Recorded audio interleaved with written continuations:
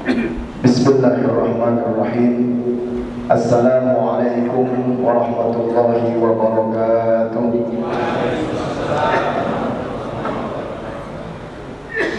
Alhamdulillah, alhamdulillahilladzi faddalana bil ilmi wal amal ala jami'il makhluqati wal alam. Wassalatu wassalamu ala asyrafil anam sayyidina wa maulana Muhammadin sallallahu alaihi wasallam wa ala alihi wa ashabihi awlal manaqibi wal ahlam. Amma ba'd. Faqad qala Allah ta'ala: A'udzu billahi minasy syaithanir rajim. Bismillahirrahmanirrahim. Wa inna lakum fil an'ami la'ibrah nusqikum mimma fi butuniha wa lakum fiha ma tashtahu wa hum fiha ma ta'kulun. Wa qala an-nabiy sallallahu alaihi wasallam: Wallahu fi auni al-'abdi ma kana al-'abdu fi auni akhihi. Sadaqallah wa sadaqa rasuluhu wa nahnu ala dhalika minasy syahidin wasyakirin walhamdulillahi rabbil alamin. Hadirin jamaah salat subuh yang dimuliakan Allah Subhanahu wa taala. Pertama-tama mari sama-sama kita panjatkan rasa syukur kita kepada Allah Subhanahu wa taala. Berkat hidayah, taufik dan inayahnya, kita masih diberikan kekuatan dan kesempatan oleh Allah Subhanahu wa taala untuk menjalankan ibadah puasa di bulan suci Ramadan, beserta dilanjutkan dengan amal-amal saleh kita, mulai dari i'tikaf, salat tarawih yang mulai sampai saat ini. Kita masih diberikan kekuatan dan kesempatan untuk melaksanakan sholat subuh berjamaah. Dengan niat dan harapan mudah-mudahan seluruh rangkaian ibadah-ibadah kita mendapatkan nilai pahala di mata Allah Subhanahu wa taala. Amin ya rabbal alamin. Salawat dan salam semoga selalu tercurahkan kepada junjungan Nabi kita Muhammad sallallahu alaihi wasallam, seorang panutan kita yang tiada letih untuk menebarkan berbagai macam manfaat, sebagaimana Allah firmankan dalam Al-Quran: wa ma arsalnaka illa rahmatan lil alamin. Tidaklah kami utus engkau Muhammad kecuali untuk menebarkan rahmat atau manfaat kepada seluruh alam. Dan mudah-mudahan berkat salawat dan salam kita, di dunia kita dapat berziarah ke makamnya, dan di akhirat kelak kita mendapatkan syafaatul uzmahnya. Amin ya rabbal alamin. Hadirin Bapak Ibu jamaah salat subuh yang dimuliakan Allah Subhanahu wa taala.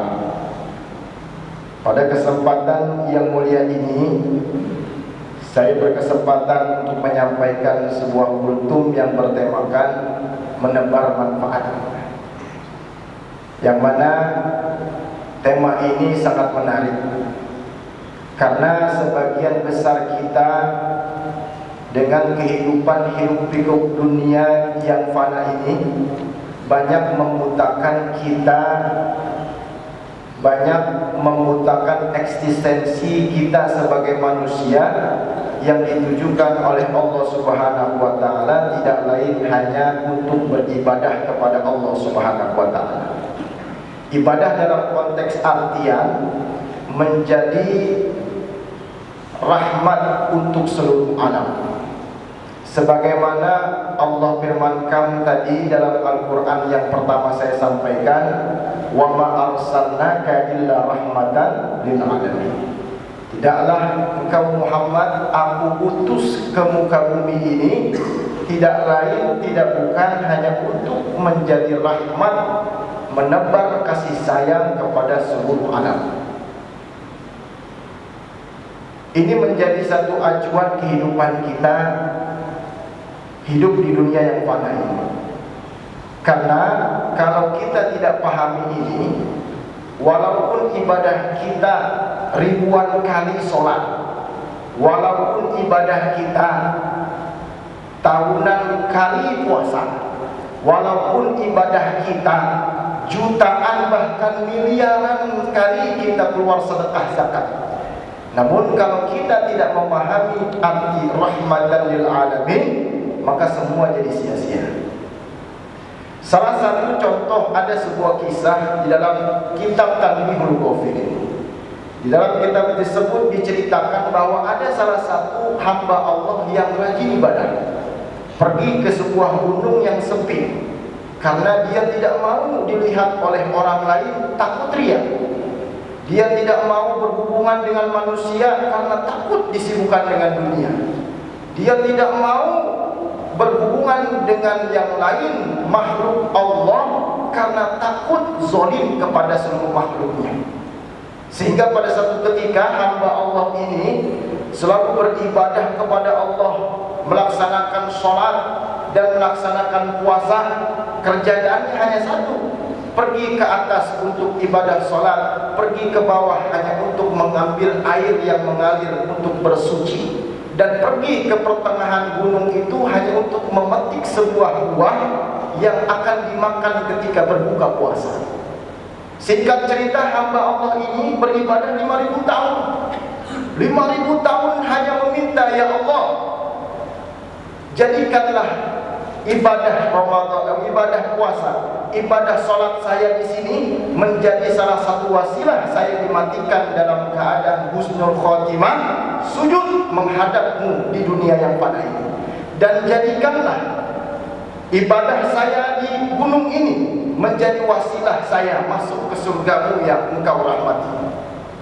Maka satu ketika seseorang yang ibadah ini 5.000 tahun mati, tepat ajalnya dicabut oleh Allah menghadap kepada Allah, Allah Subhanahu wa taala memerintahkan malaikat Malik untuk menggiringnya ke dalam neraka. Ada percakapan di sini dalam kitab ini, satu percakapan yang menarik, bahwa malaikat Malik ini dibantah oleh hamba Allah yang tadi. Wahai malaikat Malik, kenapa aku digiring ke neraka Allah? Aku diperintahkan oleh Allah untuk menggiringmu, karena aku adalah makhluk Allah yang tidak pernah bermaksiat dan ingkar kepada Allah ketika Allah memerintahkan aku untuk menggiring seseorang ke nerakanya Allah. Maka dari itu, kalau engkau ingin komentar, komentarlah kepada Allah Subhanahu wa ta'ala. Maka hamba Allah ini komentar sama Allah, ya Allah, kenapa engkau matikan aku husnul khotimah dalam keadaan sujud di dunia, tapi engkau tidak jadikan aku masuk ke dalam surganya engkau ketika aku sudah di akhirat? Jawabnya Allah, wahai hambaku, apakah engkau sadar engkau dapat air untuk bersuci, engkau dapat makanan untuk berbuka di gunung yang sepi, tidak ada makhluk siapapun kecuali engkau? Itu adalah rahmatku yang aku berikan untuk kepada engkau. Iya ya Allah, berkat air itu saya bisa bersuci, berkat buah itu saya bisa makan berbuka puasa, dan aku yakin itu adalah rahmatku. Dan apakah engkau sadar wahai hambaku, engkau meminta aku masukkan engkau kepada surgaku dengan sebab ibadahmu? Iya ya Allah, maka sungguh aku tidak akan masukkan engkau ke dalam surgaku, karena engkau sombong menganggap ibadah engkau menjadikan engkau masuk surganya Allah Subhanahu wa ta'ala. Inilah menjadi satu barometer kita, bahwa ibadah kita tidak akan bisa memasukkan kita ke dalam surganya Allah kecuali rahmatnya Allah Subhanahu wa ta'ala. Kemudian dalam satu kisah kembali ada cerita tentang rahmat yang Allah turunkan yang melebihi sebuah ibadah. Satu kisah Hasan Al-Basri, ulama tasawuf yang terkenal pada zamannya, memerintahkan salah satu muridnya untuk mendatangi salah satu sahabatnya yang bernama Saqif Al-Banan. Ketika itu muridnya diperintahkan oleh Hasan Al-Basri, wahai muridku, engkau datang kepada Saqif Al-Banan untuk mengantarkan barang ini kepada saudaramu yang sedang kesulitan. Tatkala itu Saqif Al-Banani lagi iktikaf di masjid. Kemudian muridnya ini menyamparkan Saqif Al-Banani dan menyampaikan salam dari Hasan Al-Basri, gurunya. Wahai Saqif, aku diperintahkan oleh guruku untuk mendatangimu, untuk kita sama-sama pergi ke rumah saudara kita yang sedang kesulitan. Apa jawab Saqif Al-Banani? Wahai saudaraku, mohon maaf, malam ini saya sudah niat karena Allah iktikaf di masjid ini. Saya tidak mau menyia-nyiakan waktu saya untuk mendapatkan malam yang digajarkan oleh Allah, yakni malam Lailatul Qadar. Maka seketika itu muridnya Hasan Al-Basri pulang menghadap gurunya. Wahai guru Hasan Al-Basri, Saqif Al-Banani menolak perintahmu. Kemudian engkau balik lagi, wahai muridku, sampaikan salamku kepadanya bahwa ibadah iktikaf itu tidak lebih baik daripada ibadah haji sekalipun 2 kali dibanding engkau membantu saudaramu yang sedang kesulitan. Maka tatkala muridnya itu diberikan tahu kepada dari Hasan Al-Basri, datanglah kepada Saqif kedua kalinya. Wahai Saqif, pesan guruku bahwa iktikafmu tidak lebih baik walaupun engkau pergi haji 2 kali. Engkau menolak ajakan guruku membantu saudara kita yang sedang kesulitan. Maka seketika itu Saqif mengurungkan iktikafnya sehingga melanjutkan perintah gurunya Hasan Al-Basri. Ini menggambarkan bahwa manfaat adalah sebuah rahmat yang harus kita tebarkan sebanyak-banyaknya. Sebagai satu gambaran, Allah Subhanahu wa taala sering menyampaikan satu permisalan-permisalan yang sangat amat luar biasa. Salah satunya kita dapatkan dalam surah Mukmin ayat ke-21. Allah Subhanahu wa taala berfirman, "Wa inna lakum fil an'ami la ibrah." Sungguh ada bagi kalian pelajaran melalui binatang-binatang ternak. Nusqikum mimma fi butuniha. Kami memberikan kalian minum dari perutnya itu binatang ternak. Walakum fiha manafi'u katsira. Dan dari binatang ternak itu aku jadikan bagi kalian itu manfaat yang banyak. Dagingnya bisa dimakan, kulitnya bisa dijadikan beduk, dan tulangnya bisa dijadikan untuk penopang-penopang bangunan. Wa minha ta'kulun, dan darinya dagingnya binatang-binatang ternak itu bisa kalian makan dan nikmati. Sebuah gambaran yang Allah ilustrasikan bahwa manusia berbeda dengan binatang. Binatang saja yang tidak punya akal, Allah gambarkan bahwa dia dihidupkan oleh Allah tidak lain untuk memberikan manfaat kepada seluruh alam, bahkan kepada hewan atau kepada manusia. Jangankan binatang, tumbuhan, pohon-pohon buah-buahan, kita apakah tidak pernah melihat mereka ketika berbuah dan kita memanennya, menikmati dengan enaknya, tanpa kita sadari mengambil pelajaran dari pohon itu, bahwa pohon itu memberikan manfaat kepada kita manusia. Bahkan bukan untuk orang mukmin dan bukan hanya untuk orang muslim, untuk seluruh umat Muhammad sallallahu alaihi wasallam, termasuk kafir yang bukan memeluk agama Islam. Ini satu gambaran bahwa kita diciptakan bukan hanya untuk beribadah vertikal kepada Allah, namun kita harus melaksanakan ibadah horizontal kepada manusia, yang mana kita harus menebarkan manfaat yang diberikan oleh Allah Subhanahu wa taala, yang mana kita dengan manfaat itu kita akan mendapatkan hasilnya dari hasil yang kita manfaatkan. Sebagaimana Allah berfirman dalam surah Al-Isra ayat 7, "In ahsantum ahsantum li anfusikum." Jikalau kalian baik kepada seluruh umat, maka kebaikan kalian itu hanya untuk kalian. Dan Allah juga menggambarkan di dalam surah Al-Qasas ayat 77, "Wabtaghi fima ataakallahu darul akhirah." Cari olehmu, boleh silakan ibadah kamu, menggapai keridhaanku untuk kehidupan kamu di akhirat. Silahkan tahajud, silahkan puasa, silahkan sholat, silahkan berdoa, gapai untuk akhiratmu. Wala tansa nasibaka minad dunya. Tapi ingat, jangan lupa nasibmu masih hidup di dunia. Artinya kita jangan lupa ikhtiar untuk kehidupan kita. Cari manfaat sebanyak-banyaknya buat kita. Kemudian dilanjutkan lagi ayatnya, wa ahsin kama ahsanta ilaika, dan berbuat baiklah, artinya manfaatkanlah kembali apa yang telah engkau dapatkan manfaat berbentuk dunia, baik itu harta, baik itu ilmu, baik itu tenaga kekuatan. Berikan kembali manfaat kama ahsanallahu ilaik, sebagaimana Allah telah berikan kemanfaatan kepada kamu. Wala tabghil fasada fil ardh, jangan berbuatlah kerusakan di muka bumi. Innallaha la yuhibbul mufsidin, dan Allah sesungguhnya tidak suka sama orang yang berbuat kerusakan.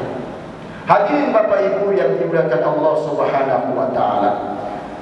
Kemudian yang selanjutnya, pertanyaannya bagaimana kita dapat menebarkan manfaat kepada seluruh umat manusia. Yang pertama, saya rangkum dalam 3 cara yang dapat memacu kita untuk berbagi manfaat. Niat kita tanamkan dari hati kita bahwa segala sesuatu yang kita dapatkan adalah milik Allah Subhanahu wa taala.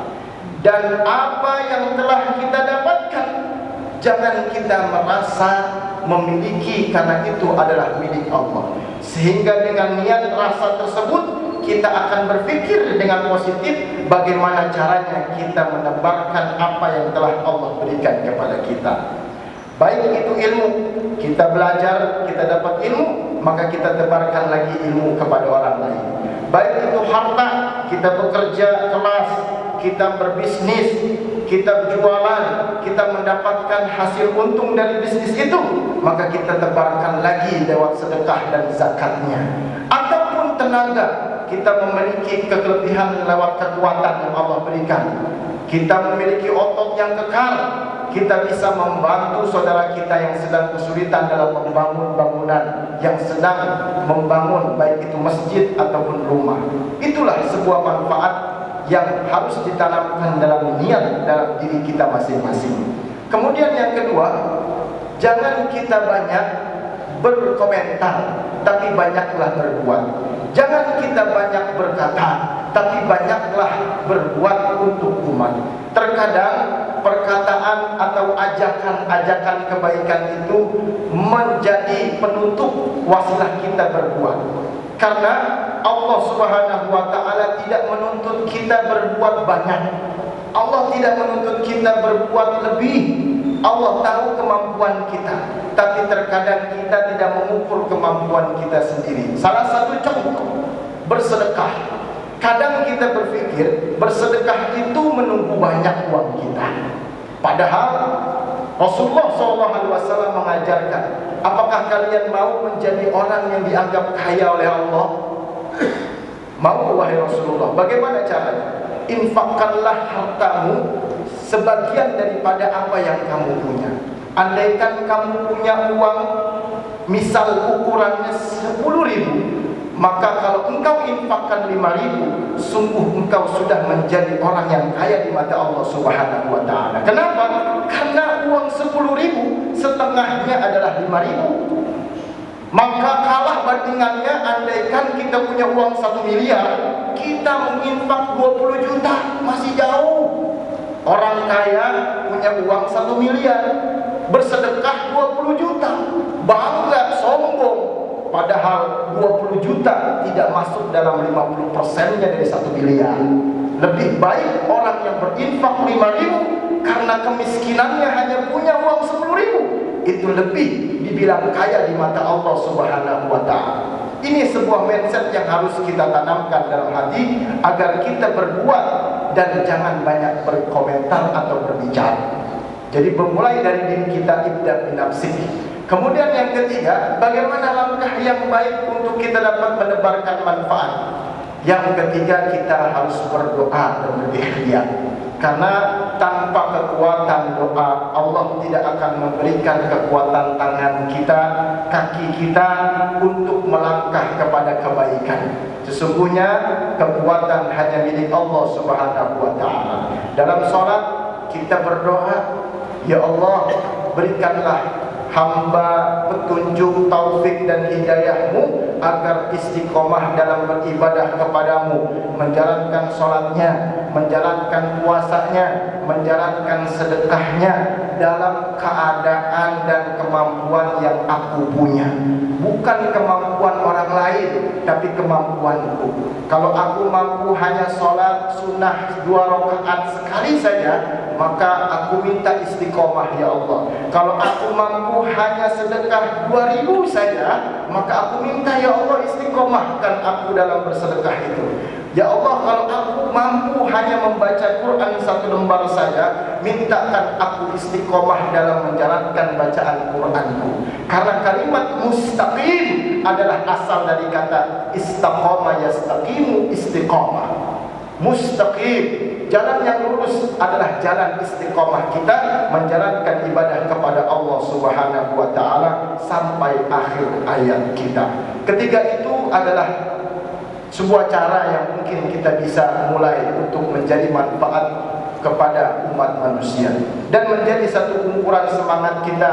Hadis Nabi SAW pernah bersabda dalam hadis yang panjang yang saya singkat, man nafasa an kurbatin min kurabil dunya wal akhirah nafasallahu kurbatin min kurabil yaumil qiyamah. Siapa yang meringankan beban orang mukmin, maka Allah akan ringankan beban dia di dunia dan di akhirat, bahkan yaumil qiyamah.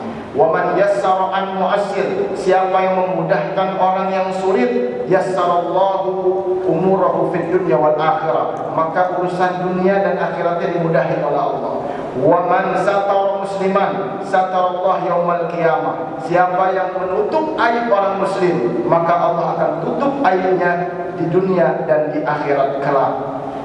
Wa wallahu fi aunil 'abdi, dan Allah akan bersama hamba-hambanya, akan menolong semua hambanya. Maka al-'abdu fi auni akhi, selama hambanya itu hidup menolong sesama saudaranya. Maka dari itu, jadikanlah Ramadan ini menjadi sebuah wasilah kita latih diri kita untuk menebarkan manfaat kepada umat manusia.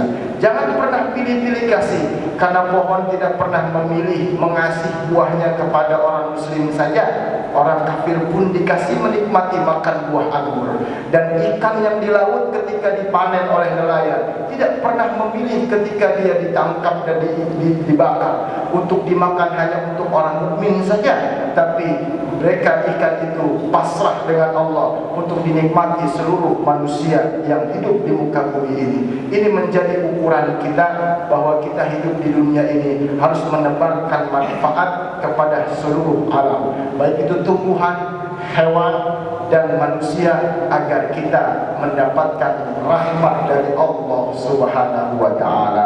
Mudah-mudahan apa yang saya sampaikan bermanfaat untuk diri saya pribadi dan umumnya untuk kita semua yang hadir pada kesempatan yang mulia ini. Kurang lebihnya mohon maaf. Billahi taufiq wal hidayah. Assalamualaikum warahmatullahi wabarakatuh.